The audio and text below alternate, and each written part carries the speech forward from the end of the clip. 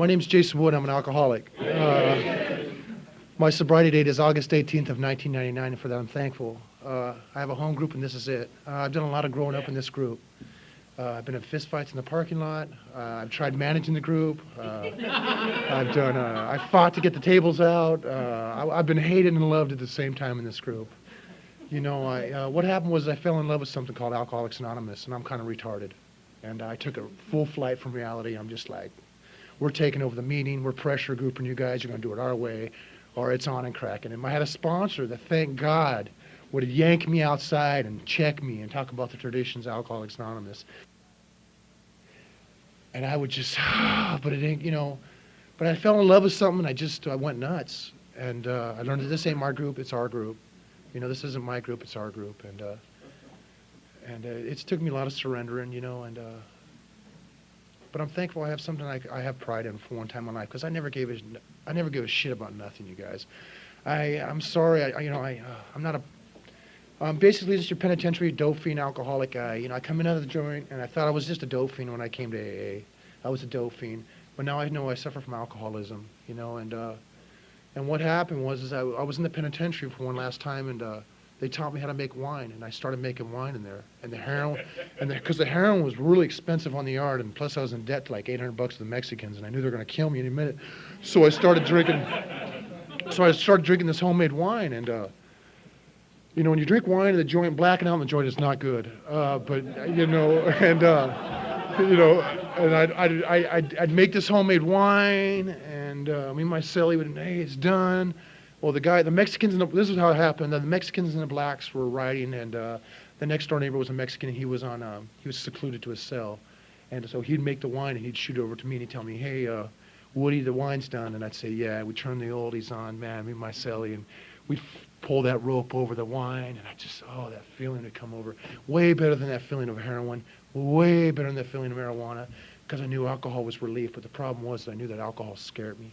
Alcohol could send me onto a spin that I knew I couldn't handle. And I started realizing this stuff after I was drinking the joint.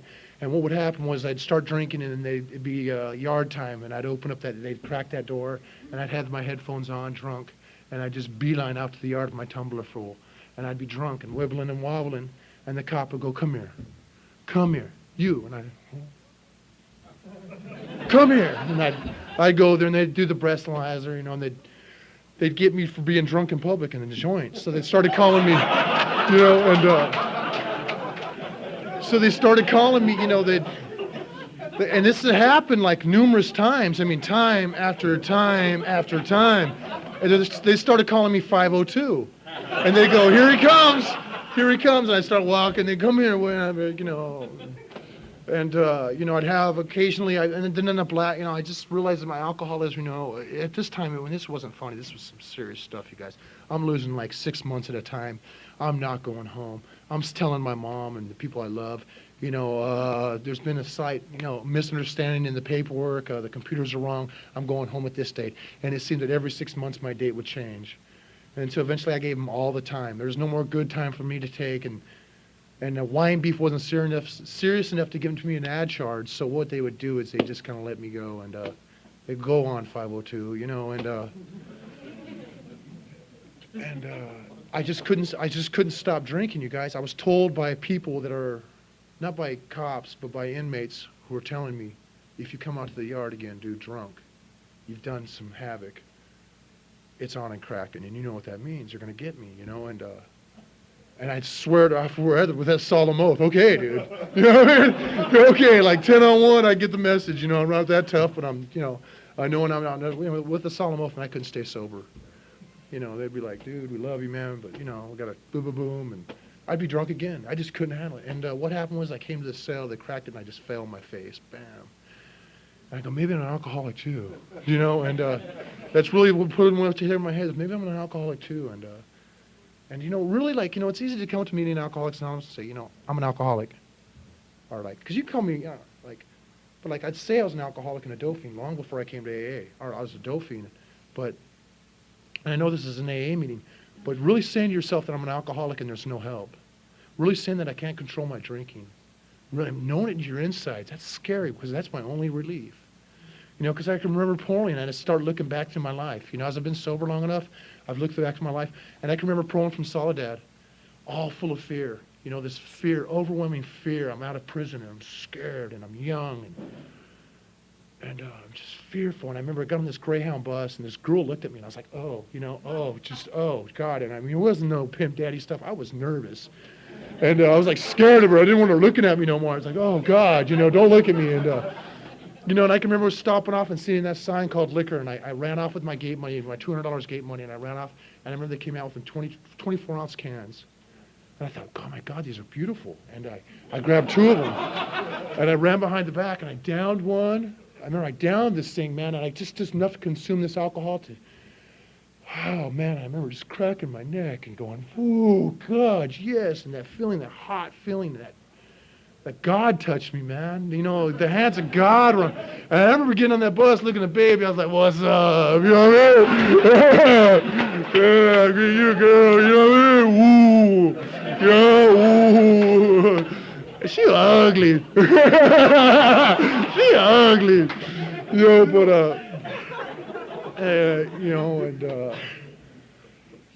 But I mean, you guys got a full-fledged maniac to Alcoholics Anonymous. I came in here as a woman. I was beating women drinking, and I sobered up and did a lot of the same things. I was doing a lot of the havoc sober, just havoc, and I didn't know how to act sober. I thought, because I got this idea that I hear people say, just don't drink no matter what. And you tell a guy like that, me like that, I'm always looking for an edge. See, I'm looking for an edge and an easy way around things. Don't drink no matter what. Don't tell no one my inventory. Sounds great. Great deal. AA works. I'm not drinking no matter what. And I didn't do that for about 15 or 18 months of my program, and I was just nuts. I was just nuts. And still nuts. And I've worked some steps, and I've gone through some process.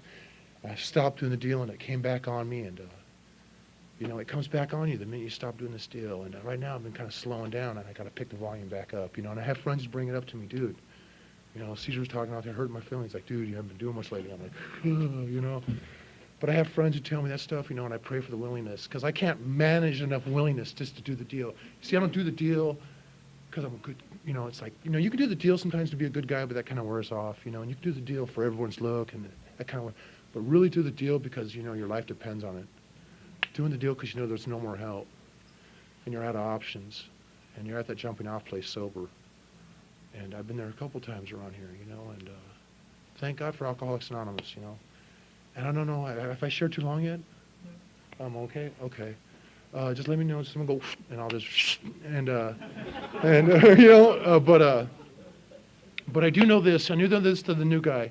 If you're sitting here, man, and you're scared, and you're coming out of your seat, and you're just scared, I mean, you won't know it's scared, because I didn't know it was scared. I thought it was being tough. I'd sit there and my legs crossed and look at you across the room. Lame. Rat.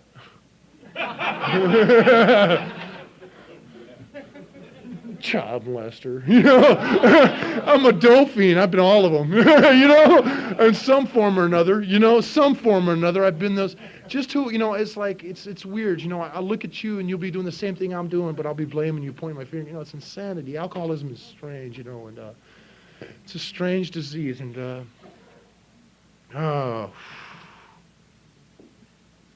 my mom loves Alcoholics Anonymous. I can tell you that right now. My mom loves AA, you guys. Because her boy's been baptized, dunked, blessed. I've been to psychiatrists. They said I went to one psychiatrist when I was a kid. They said, do something with this kid. I just needed a stiff drink. But they sent me there, and they said he has like 7 different personalities, and the other one said he's bipolar, and the other one said he has ADD. So they're like giving me all these meds, and I'm like gooped out. And so that's just me, That's just me who came to Alcoholics Anonymous. So I really didn't know if I was bipolar or had a bunch of different personalities or being diagnosed with everything. And so what I did as a kid is that my experience has been this, is I've always been a runner, and I owed the connection in the neighborhood. I remember I was real young. I owed the connection. This is how I came to find out about AA early in life, is that I owed a connection $25 for cocaine. And he was going to kick my ass. I was like 16, so I said, hell with this, I'm screaming drug addict. And so I screamed drug addict, and they put me in a drug, one of those drug program things, but it wasn't a drug program thing, it was a mental institution. They got it wrong. So I went there, and I'm like, oh, wait, no, this is wrong.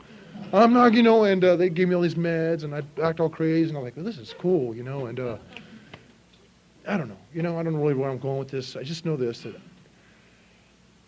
if you're new, man, just get involved with the winners, stick with the people that are doers around here, and to watch them.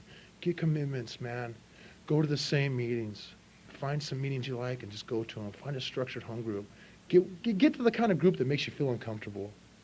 Get to that kind of group where you just don't feel like you can be who you want to be and say what you want to say.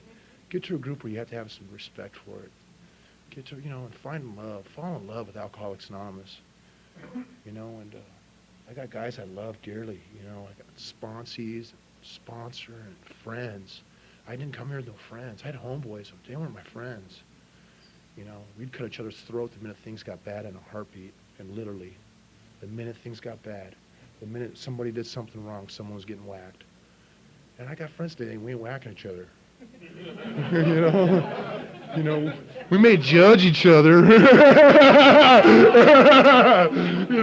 They don't do AA like I do AA, and God loves me more than he loves them. I know for sure. They're sick. You know what I mean? And, my God's special. Your God's okay. But it's just, it's just the deal. Thanks.